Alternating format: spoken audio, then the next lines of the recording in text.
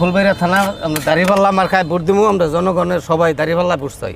ত্রয়োদশ জাতীয় সংসদ নির্বাচন ঘনিয়ে এসেছে। ভোট ঘিরে একেবারেই গরম রাজনীতির হাওয়া। রাজনৈতিক দলগুলোর প্রার্থীরা পুরোপুরি ব্যস্ত ভোটের মাঠে। সারা দেশের মতো এমন অভিন্ন চিত্র ময়মনসিংহ ৬ ফুলবাড়ী আসনেও।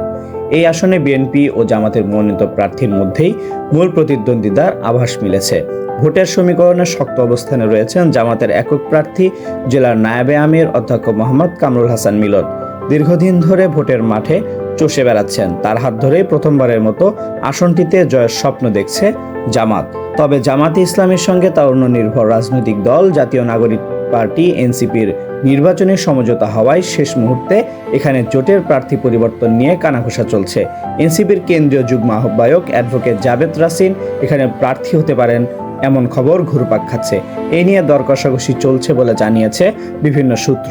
যদিও শেষ পর্যন্ত জনপ্রিয়তা ও গ্রহণযোগ্যতার মাপকাঠিতে জামাতের কামরুল হাসান মিলনই জোটের প্রার্থী হিসেবে বহাল থাকতে পারে বলে একাধিক সূত্র ইঙ্গিত দিয়েছে। দুয়ে দুয়ে চার মিলিয়ে এই প্রসঙ্গে রাজনৈতিক বিশ্লেষকরা বলছেন, ভোটের মাঠে ব্যক্তি পরিচিতি একটি গুরুত্বপূর্ণ ফ্যাক্টর। জামাত প্রার্থী কামরুল হাসান মিলন প্রতিটি ইউনিয়নে ও প্রত্যন্ত গ্রামে ঘুরেছেন। নানাভাবে দলীয় নেতাকর্মী ও সাধারণ মানুষেরও পাশে ছিলেন। শিক্ষার্থী বান্ধব মানসিকতাও তাকে এগিয়ে রাখছে বহুগুণে।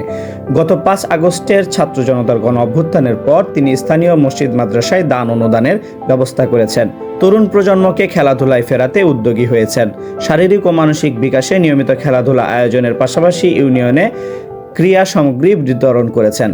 তৃণমূলের স্বাস্থ্য সেবা নিশ্চিতে পরিচালনা করেছেন ফ্রি মেডিকেল ক্যাম্প।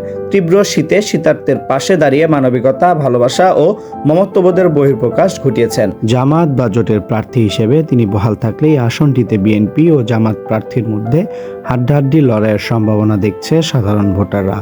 আবার কারো কারো মতে মিলনেই আস্থা এখানকার তৃণমূলের সাধারণ মানুষের। সিদ্ধান্ত নিতে ভুল করলে জামাত বা জোট সম্ভাবনাময় এই আসনটি হাতছাড়া করবে। সাধারণ মানুষের সেবা করার সুযোগ চান জামাত প্রার্থী অধ্যক্ষ মোহাম্মদ কামরুল হাসান মিলনও। তিনি বিভিন্ন সময়ে বলেছেন, গত ১৭ বছর মানুষ সুষ্ঠু নির্বাচন দেখেনি। জুলাই অভ্যুত্থান পরবর্তী সময়ে মানুষের মধ্যে রাজনৈতিক সচেতনতা বেড়েছে।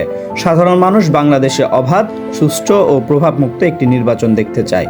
সকাল থেকে বিকাল পর্যন্ত দিনে অন্তত ৫টি এলাকায় গিয়ে মানুষের দুঃখের কথা আমি শুনি। তাই আশা করছি আমাকে মানুষ তাদের সেবা করার সুযোগ দিবে।